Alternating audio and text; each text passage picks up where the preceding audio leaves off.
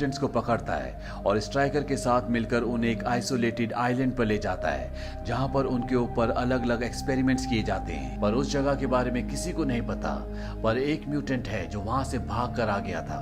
वो तुम्हें उस जगह के बारे में बता सकता है। लोगन उस म्यूटेंट तक पहुंच जाता है जिसका नाम रेमली होता है। वो ताश के पत्तों से बहुत अलग अलग तरह के करतब दिखा सकता है। ताश के पत्ते उसकी पावर है। लोगन कहता है कि मैं उस आइलैंड पर जाना चाहता हूँ जिस आइलैंड पर तुम्हें बंदी बनाकर विक्टर ले गया था। रेमली देखता है कि लोगन के गले पर वैसे लॉकेट होते हैं जिस तरह के लॉकेट विक्टर के गले में थे। उसे लगता है कि ये विक्टर के लिए काम करता है और एक बार फिर से ये उसे बंदी बनाने के लिए आए हैं, इसीलिए वो लोगन पर हमला कर देता है। लोगन दीवार तोड़कर बाहर गिरता है और बाहर विक्टर होता है जिसने लोगन के एक म्यूटेंट साथी को मार दिया होता है। विक्टर उसके शरीर से उसका डीएनए निकाल रहा होता है। लोगन जब विक्टर को देखता है तो गुस्से से भर जाता है, उसके पंजे बाहर निकल आते हैं और वो विक्टर पर हमला कर देता है। लोगन विक्टर से ज्यादा ताकतवर है, पर इससे पहले कि वो उसे मारता, रेमली जिससे मिलने के लिए लोगन यहाँ पर आया है वो लोगन के ऊपर हमला कर देता है जिससे विक्टर को मौका मिल जाता है और वो इस जगह से भाग जाता है। लोगन बहुत जल्दी रेमली को अपने कब्जे में ले लेता है और उससे कहता है कि अब तुम मुझे उस आइलैंड पर ले जाओगे जहां से तुम भाग कर आए थे, ताकि मैं विक्टर, स्ट्राइकर और उन सब लोगों को जिनसे तुम नफरत करते हो उन्हें मार सकूं।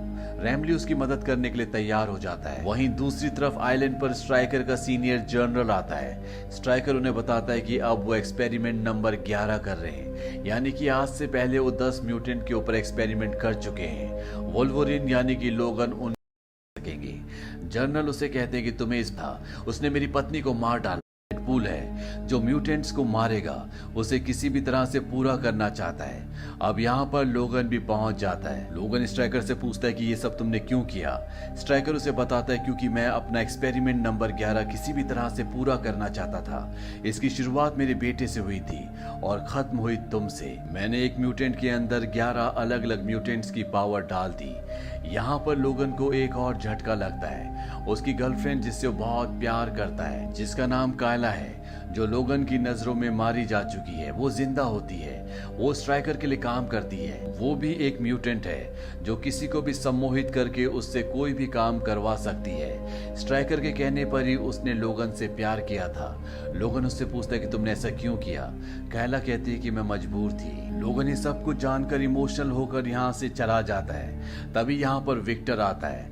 वो स्ट्राइकर से बोलता है कि तुमने वादा किया था कि जो धातु तुमने लोगन की बॉडी के अंदर डाली है वही धातु मेरी बॉडी के अंदर भी डालोगे। स्ट्राइकर कहता है कि तुम्हारी रिपोर्ट आ चुकी है, तुम उस ऑपरेशन में सरवाइव नहीं कर सकते, तुम्हारी मृत्यु हो जाएगी, लेकिन बहुत जल्द तुम्हारा टाइम आएगा। कायला यहाँ से भागने की कोशिश करती है। विक्टर उसे अपने हाथों में उठा लेता है। कायला जोर से चिल्लाती है, उसकी चीख लोगन सुन लेता है। लोगन वापस आता है और वो विक्टर के ऊपर हमला कर देता है। विक्टर और लोगन जो सौतेले भाई है, जो बचपन से एक दूसरे के साथ रहे हैं, उन दोनों के बीच में एक घमासान लड़ाई शुरू हो जाती है जिसमें लोगन विक्टर के ऊपर पूरी तरह से हावी होता है। वो उसे मारने वाला होता है पर लोगन रुक जाता है। वो विक्टर को नहीं मारता। तभी यहाँ पर कायला आ जाती है। वो लोगन से कहती है कि वो उसे बहुत प्यार करती है, उसने उसे कभी धोखा नहीं दिया।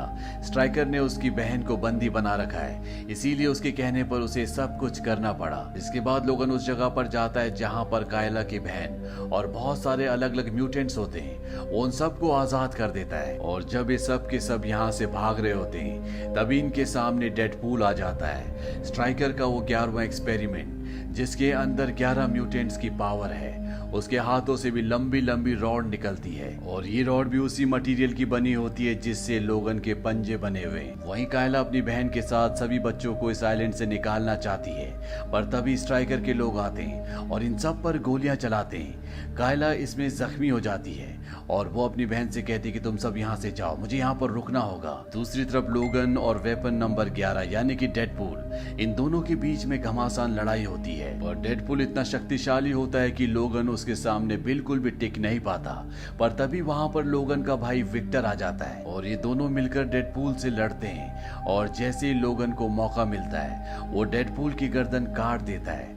उसकी गर्दन नीचे गिरती है जिसके अंदर से रेस निकलती है जिस वजह से पूरी बिल्डिंग गिरना शुरू हो जाती है। विक्टर यहाँ से भाग जाता है, लोगन भी ऊपर से नीचे कूद जाता है, पर तभी उसे कायला की आवाज आती है। वो कायला के पास जाता है जो जख्मी है। कायला उसे कहती है कि वो उसे बहुत प्यार करती है। लोगन उसे उठाकर अपने साथ ले जा रहा होता है, पर तभी पीछे से स्ट्राइकर उस पर गोली चलाता है। लोगन उसे मारने के लिए उसकी तरफ भागता है, पर स्ट्राइकर उस पर कई गोलियां चलाता है और एक गोली लोगन के सर पर लगती है जिससे लोगन पूरी तरह से अचेत हो जाता है, क्योंकि इस गन में जो गोली होती है वो उसी धातु की होती है जिस धातु के लोगन के पंजे हैं, जो धातु उसकी बॉडी में डाली गई है, यानी कि एडमेंटियम। स्ट्राइकर इसके बाद कायला को भी गोली मारने के लिए जाता है, पर वो उसे अपनी सम्मोहन शक्ति से अपने वश में कर लेती है। वो स्ट्राइकर को कहती है कि तुम तब तक चलते रहोगे जब तक तुम्हारे पैरों से खून ना निकल जाए।